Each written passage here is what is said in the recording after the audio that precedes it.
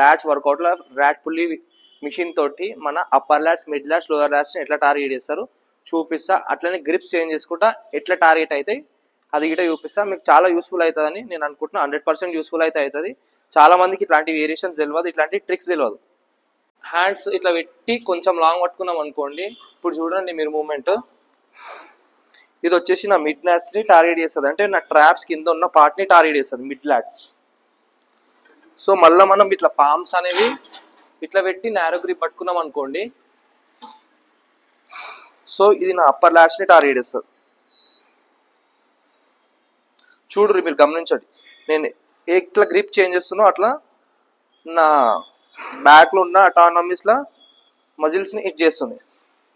So ఇట్లా long పట్టుకొని కొంచెం బాడీ అనేది కొంచెం మూమెంట్ పైకి వెనకకి పెడితే ఇది వచ్చేసి నా లోయర్ లాట్స్ని టార్గెట్ చేస్తుంది.